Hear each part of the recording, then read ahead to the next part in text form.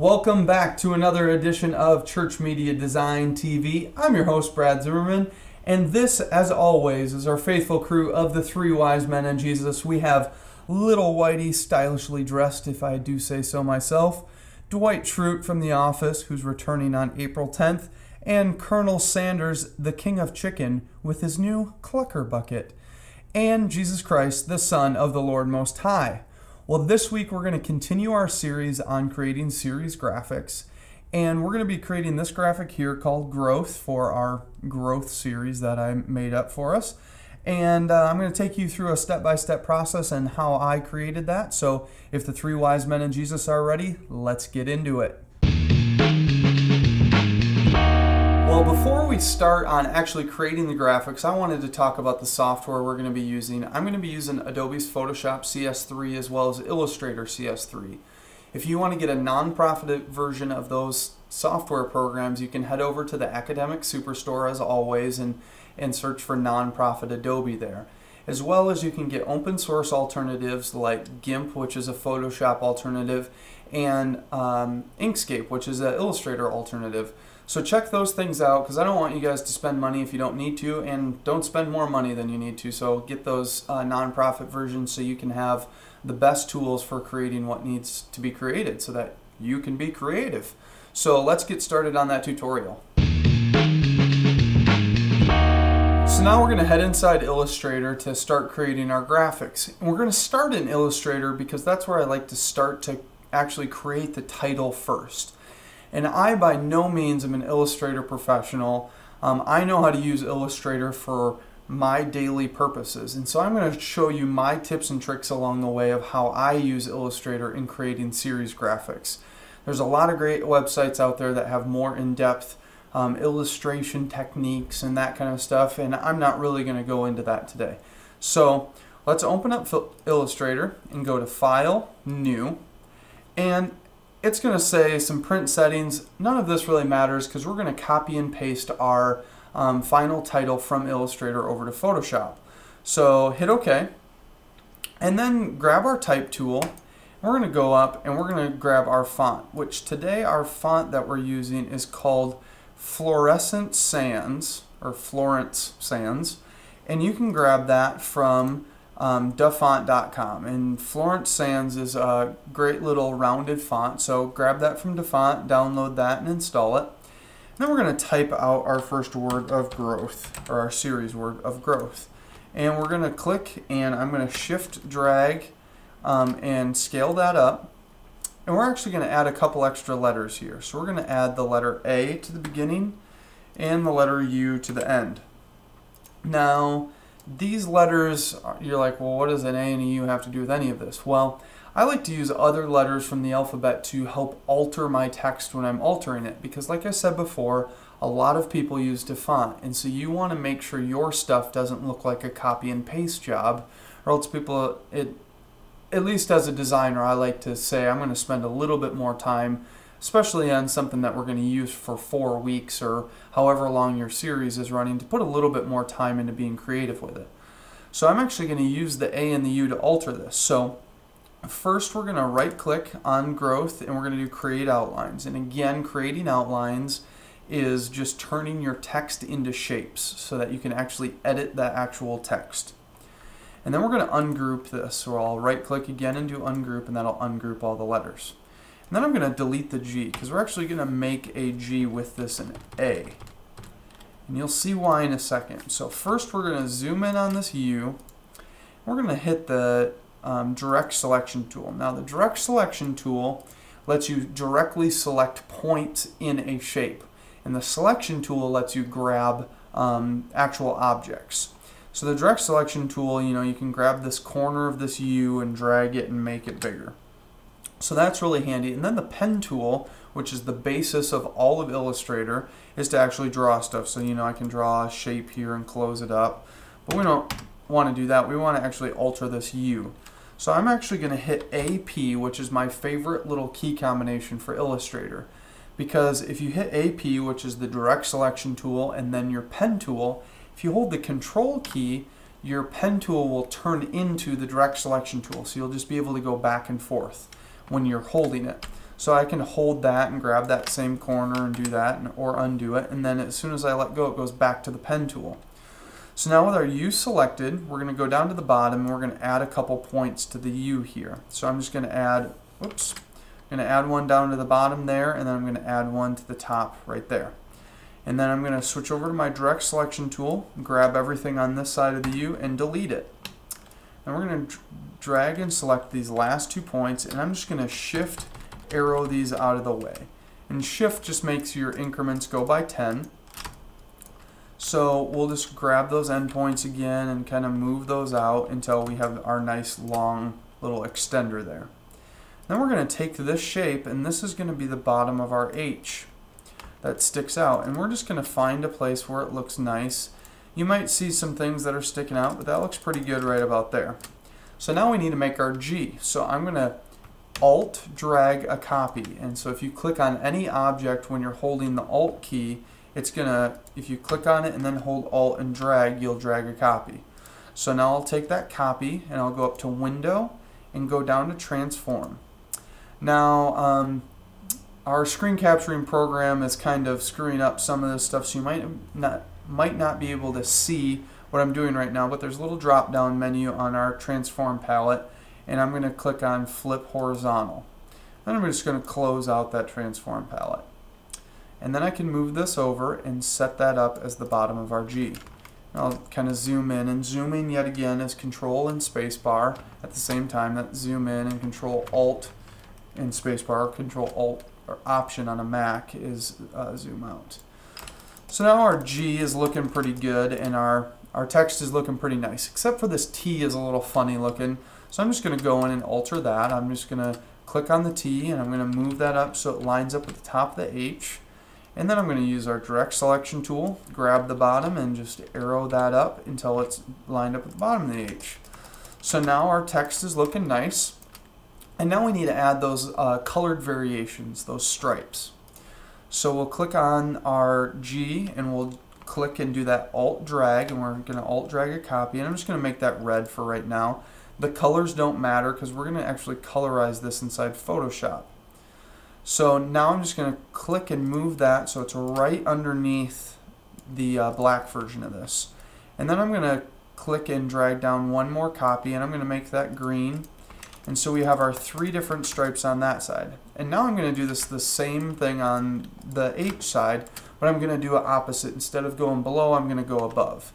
So I'm going to click and take this, and I'm going to drag it above, and I'll make that one the red one, and then we'll do one more copy. Again, I'm doing Alt dragging all this time, and do a green one there. Now you might see some stuff sticking up. Don't really worry about that because we're going to take care of that inside Photoshop. Now we need to make those stripes kind of grow out at the end, and you can see inside this photo that they kind of extend out as they move away from the G, so it kind of looks like they're in 3D space-ish. And that's really easy to do. So we're going to just take our direct selection tool, and we're going to drag around all of the endpoints on our G side of the word. And we're going to go down to our free transform tool. With our free transform tool selected, we'll start dragging, and you'll see that it's kind of dragging them up. And we can kind of, if we hold the claw down, which is Control, Alt, and Shift, it'll kind of scale that stuff down. And I like how that looks there, like as far as how much it's scaled out. Then I can just take my direct selection tool and just kind of move it around until I feel like it's in proper placement. So that looks like it's pretty cool looking scaling out. Now we'll just do the same thing on the H side. So I'll click and drag these, go to my free transform tool, drag, and then hold Control, Alt, and Shift, and scale these guys up, and then kind of select those points and move them around until I feel like they're in the right spot to look okay. So now that's looking pretty good. Now our next step is to take this that we've just made, and we've quickly made alterations to our text, and we're going to take this text and we're going to copy that over into Photoshop.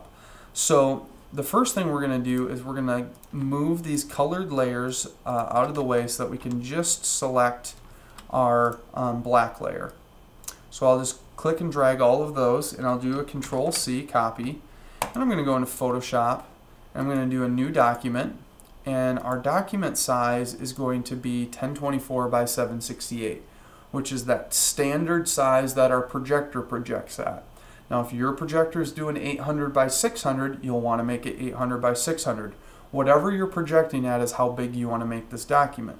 So we'll hit OK, and we have a white background, fine, whatever. So we're going to hit Control V and paste this, and we're going to paste this as a smart object. Inside Photoshop CS3, they have smart objects, which basically are vector is still held as its own inside Photoshop. So you can scale something up or scale it down and it won't lose quality as long as it's a smart object. And that really only works for stuff that comes from a vector format. It doesn't work with images. So we're going to leave it as a smart object so we can decide how large to make it later. We'll hit OK and double click, and there's our little growth. And we'll go back into Illustrator. We'll grab our red colors, hit Control C, go back to Photoshop, Control V, Smart Object, sounds good. And we'll just continue to do that until we have all of our pieces in as individual layers so that we can color them the way we want them. Now we're fully inside of Photoshop. We're done really in Illustrator. We've created the title, and that's all we really needed to do in there. Now inside of Photoshop, we can kind of arrange that on the page the way we want it, color it up. So let's get into those steps. So I've lined up all those colors the way we had them inside Illustrator. I'm going to take those 3 layers we had, and I'm going to scale them up. I'm going to do Control T, which is free transform. And then I'm going to do Shift and Alt, which is going to scale it from the center point. I'm just going to scale it until I feel like it's a good size, and I'm just going to rotate it a little bit on an angle here until I find an angle that I like, which that's feeling pretty good to me right about there. So we'll double click and set that transformation. So now we're doing pretty good with that. Next we're going to set our background color. Now we're going to use Adobe's color website again, and it's really important to have good color. Color makes the composition. And so if you head over to the color website, we're going to use this Soho 2 for some of our colors. And one thing you'll notice is you can't really use color inside of Photoshop like you can inside Illustrator. So the easiest way I know of bringing this stuff into Photoshop is hitting our wonderful print screen button. So I'm going to hit print screen, go back inside Photoshop and hit Control V, and there's a layer with all of our colors in it so that we can grab those. And I've already taken the liberty of grabbing those colors plus a couple other ones. I messed around with a couple different color palettes from Adobe's color website for the colors for this composition, and I've already added those as swatches. And the way you add a swatch is really easy. So let's say we wanted to add this pink color here as a swatch. We'll go down to our colors, we'll click on the little color picker, and we'll choose the pink and hit OK. And then we'll go over to our color swatches palette, and we're just going to hit this new page icon, and it takes whatever colors in the forefront and adds it as a new swatch. So that's how you add swatches to your library for future use. So I'm just going to shut that off, and now I'm going to go down to our bottom background layer, and I'm going to double click on that. And the reason I'm double clicking on it is it helps turn off, you can actually because it's a background layer, it's different than all other layers. So by double clicking on it, it turns the lock feature off so that you can actually edit this layer. And we're going to use an effect, a layer style. And I like using layer styles because you can edit them in the future and they're not so set in stone. So we're going to do a gradient overlay layer style. And I'm just going to grab these couple colors that I had chosen ahead of time for our overlay. So we got these 2 nice dark tan colors. We're going to hit OK. So now we have our background overlay. And then let's go through and color up our text. So the black growth, again, we're going to do a layer style of color overlay this time.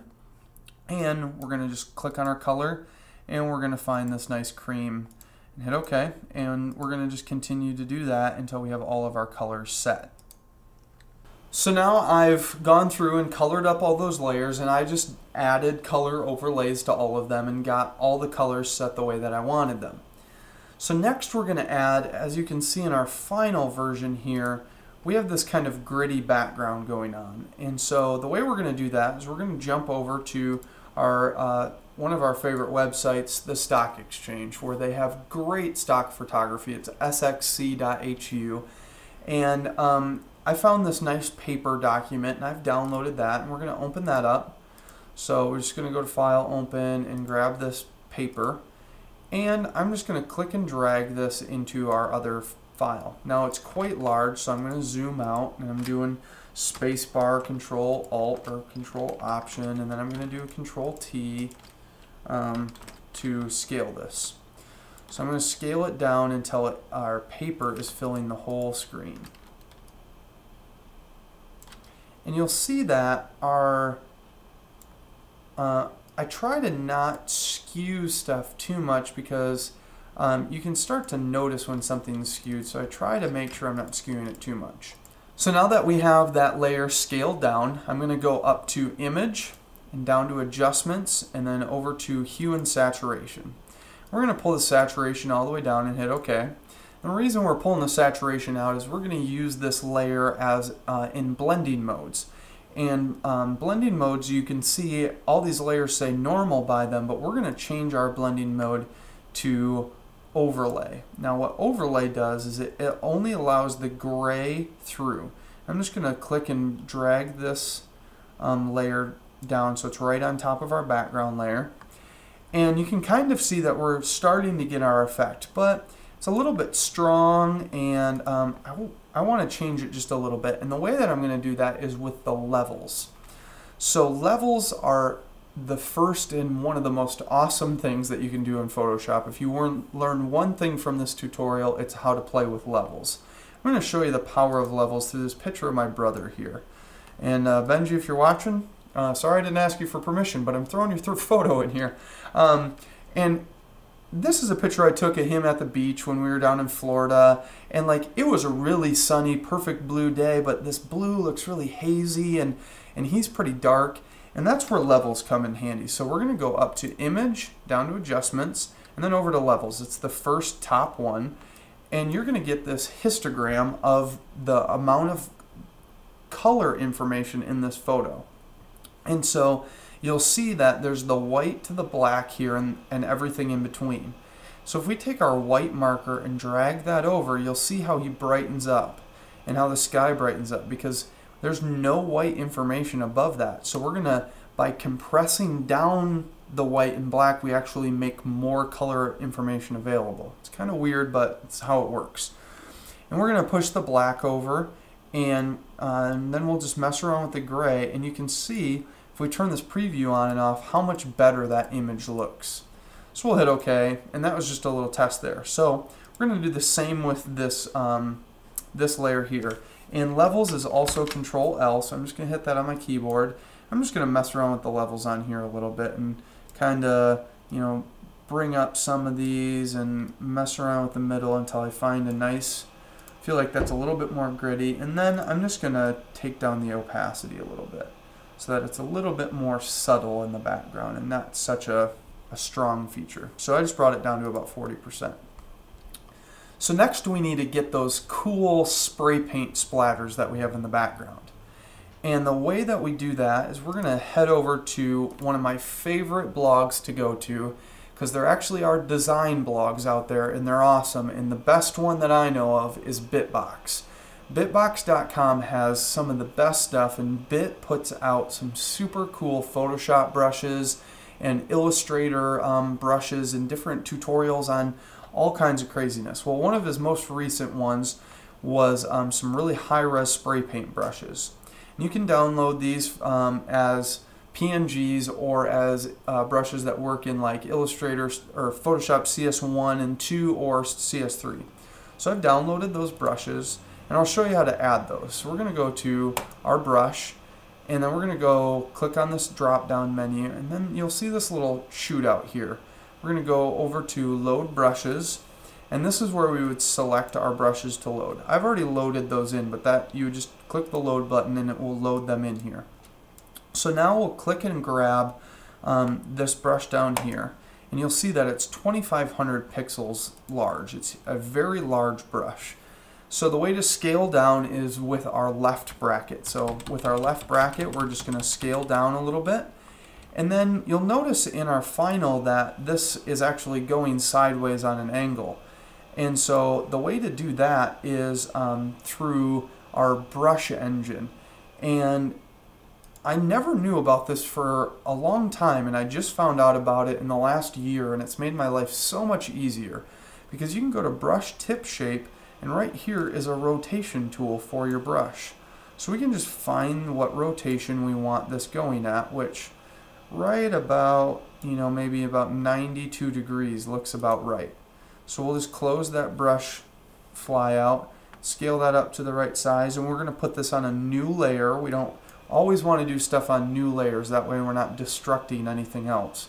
So put that on a new layer and draw it, and it's in this pink color, not exactly the color we want it in. So we'll just do a nice color overlay, and we're going to grab that teal color that we had in the other document and hit OK. And then I'm going to take and I'm going to make a couple more splatters behind the teal so that it helps that teal pop out a little bit more. So I'm just going to go up and I'm going to just find another one of these brushes that I think looks cool. So maybe this guy here is kind of fun. So I'll just scale that down and put that in a new layer underneath our teal one. And I'll just throw that splatter down and I'll do a color overlay for that one. And maybe set it at this dark color here. And we can always take and select that and kind of move it around and even hit Control T and rotate it to get it on whatever angle we think would be best. Like maybe that's kind of cool looking.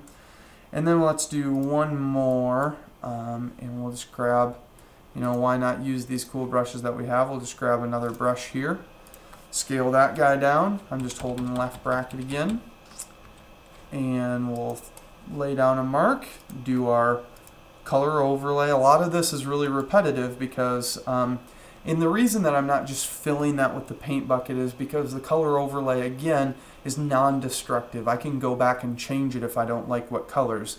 And I spent some time before the show figuring out what colors really look nice. So spend some time figuring out what color theme works well for you.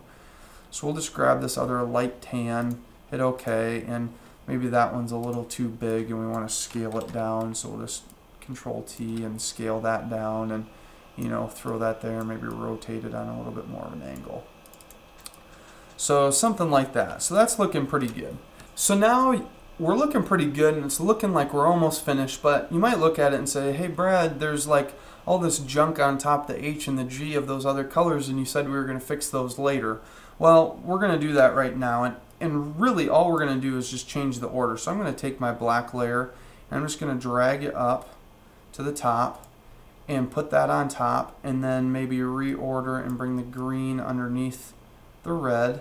So I'm just going to drag that down, and we're looking pretty good. Now the one last thing we might want to do is like there's some extra over here that we might want to get rid of. So we'll just go to this green layer and we're going to right click on it and rasterize the layer, and we're going to go and grab our eraser tool and we're just going to erase some of the stuff that we don't want. Same with this red layer. We'll right click, rasterize the layer, and just erase those little edges that we don't need. And we'll go over here and just do the same for that little bit there that we didn't need.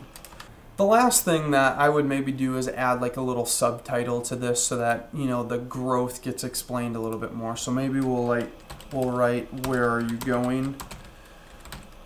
And then we'll scale this down. So we'll just click and drag and do Control T and scale this down and throw this under the word growth, and we'll just rotate it so that it's in the right angle. And you can use the same color that you use for that other Photoshop splatter, the splatter brush there, but use what you want. But hopefully some of these steps along the way have helped you see how some of these things come together, of using Photoshop brushes and using textures from the Stock Exchange and using Illustrator, how these can all come together to create a really nice looking graphic. We want to thank our sponsors of WorshipHouseMedia.com and the Worship House Media podcast. Check out Kent and Dale every Wednesday on their podcast, and they talk about some of the new media that's going on in the church and in Worship House Media that you can use in your church. So head over to Worship House Media, do a couple searches, and find some great media. I know there was a lot of really cool media that came out for Easter, and I'm sure there's a lot new coming up for this summer. So check out worshiphousemedia.com. Well, thanks for tuning in to another episode of Church Media Design TV. I'm so glad you're here, and I want to say thank you to our new international audience. We've officially gone international because we have not one, but 2 international viewers, at least that I know of. And if there's more, send me an email, brad@ChurchMediaDesign.tv. I got an email from a guy in Mexico as well as a guy in Australia, so it's really cool to know that we have international viewers. And I also want to say thank you and welcome to all of our new viewers from Collide Magazine. Now, Collide Magazine reviewed us in issue 4, and it was awesome. And when I first started the show, I never thought that we would be reviewed in a magazine. So check out issue 4 of Collide Magazine, as well as subscribe to it. They have great articles and stories and resources in here. So check out Collide. Also, when you're online, go over to our website, www.ChurchMediaDesign.tv. Leave us a message on the message board of how you've used this series graphic, or any questions you have about Photoshop that maybe I left out or rolled over too fast, because I would love to help with any of the questions you have, as well as submit show ideas. I really want to know how I can help you out with what's going on in your church. So for me and the 3 wise men and Jesus, we're saying see you later.